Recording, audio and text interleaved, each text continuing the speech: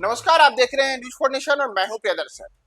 बिहार की सियासत में अलग अलग किस्म के उतार चढ़ाव बार बार देखने को मिल रहे हैं और इन तमाम चीजों के बीच मुख्यमंत्री नीतीश कुमार के लिए झटके वाली खबर है। जी हां, ये झटका वाली खबर इसलिए है क्योंकि गृह मंत्री अमित शाह ने स्पष्ट कर दिया है कि अभी नीतीश कुमार मुख्यमंत्री का चेहरा नहीं।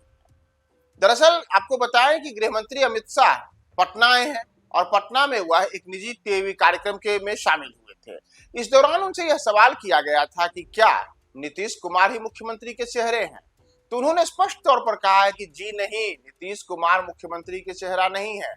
बल्कि उन्होंने यह कहा है कि मुख्यमंत्री कौन बनेगा इसका निर्णय तो विधायक दल की बैठक के बाद होगा। यानी कि 14 नवंबर को जब चुनाव परिणाम आ जाएगा, उसके बाद किस दल की कितनी सीटें आती हैं, तब जाकर के विधायक दल की बैठक होगी और उसके बाद ही तय होगा कि नीतीश कुमार मुख्यमंत्री होंगे बिहार में, या फिर 2025 फिर से नीतीश का जो नारा जनता दल यूनाइटेड के द्वारा बार बार लगाया जा रहा है उसे भाजपा झटका भी दे सकती है। दरअसल आपको बताएं कि नीतीश कुमार को लेकर के पिछले कई मौकों पर गृह मंत्री ने स्पष्ट तौर पर कहा है कि हम नीतीश कुमार के चेहरे पर चुनाव लड़ेंगे। यानी कि चुनाव लड़ने के दौरान नेतृत्व तो नीतीश कुमार का होगा, चुनाव लड़ने के दौरान बिहार में मुख्य चेहरा तो नीतीश कुमार का होगा, लेकिन नीतीश कुमार मुख्यमंत्री अगले होंगे इसे लेकर के उन्होंने कभी भी कुछ भी नहीं कहा है। और उन्होंने एक बार फिर से अपनी उन्हीं बातों को दोहराया है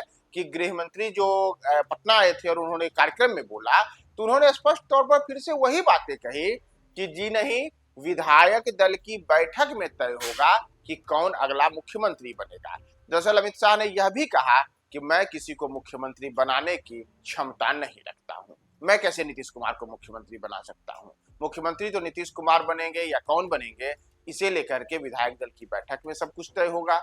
तो दरअसल बताया कि आपको जब गृह मंत्री का यह बयान आया है तो उसके बाद सूत्रों का कहना है कि मुख्यमंत्री नीतीश कुमार हो या जनता दल यूनाइटेड के कई अन्य नेता हो, उन सबको गृह मंत्री का यह बयान रास भी नहीं आ रहा है। और इन तमाम चीजों के बीच आज सुबह सुबह गृह मंत्री अमित शाह नीतीश कुमार से मिलने के लिए पटना स्थित उनके आवास पर पहुंचे। बताया जा रहा है कि करीब 15 से 18 मिनट तक दोनों के बीच में मुलाकात हुई है और इसमें बिहार चुनाव में एनडीए कैसे बेहतर प्रदर्शन करे और किस प्रकार से आपसी सामंजस्य बेहतर रहे, कुछ भी ऐसा न दिखे जिससे कि यह लगे कि गठबंधन में कहीं से भी दरार हो, तो इन चीजों को लेकर के दोनों के बीच चर्चा होने की खबर है। तो ऐसे में जहां नीतीश कुमार को लेकर के पहले ही यह बातें कही जा रही थी कि नीतीश कुमार नाराज चल रहे हैं। दरअसल आपको बताया कि जब बिहार में एनडीए के भीतर सीटों का बंटवारा हुआ और जदयू और भाजपा को 101 सीटें, जबकि लोजपा को 29 सीटें और हिंदुस्तानी अवाम मोर्चा तथा राष्ट्रीय लोक मोर्चा को 6 सीटें दी गई, तो उसके बाद से ये बातें सामने आई कि नीतीश कुमार इस फैसले से नाराज हैं और विशेषकर कई ऐसी सीटों को लेकर के नाराज हैं जो परंपरागत रूप से जदयू की रही हैं और उस पर लोजपा सहित अन्य दलों के उम्मीदवार उतारने को लेकर के सहमति भाजपा के द्वारा जता दी गई थी। तो नीतीश की नाराजगी के बाद ये बातें सामने आई कि उन्होंने अपने ही दल के कई नेता, चाहे वह ललन सिंह रहे, संजय झा रहे, विजय कुमार चौधरी रहे, उन्हें स्पष्ट शब्दों में कह दिया कि जदयू जिन परंपरागत सीटों पर चुनाव लड़ती है हम उसे कतई नहीं छोड़ेंगे। और उसका हम सब ने परिणाम भी देखा कि चाहे सीट राजगीर की हो या फिर मटिहानी की हो या फिर कई अन्य सीटें हों, उन तमाम सीटों पर जदयू ने फिर से प्रत्याशी खड़े कर दिए और लोजपा को वहां पर मौका नहीं मिला।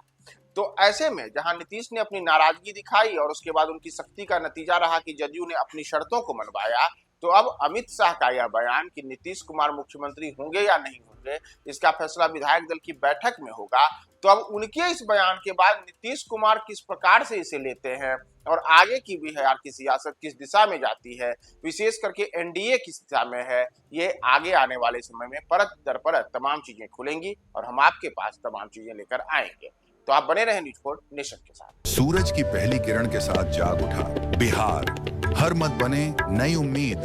हर कदम जिम्मेदारी। न्यूज फॉर नेशन की अपील, 6 और 11 नवंबर को घर से निकलें, वोट करें और अपने भाग्य विधाता खुद बने।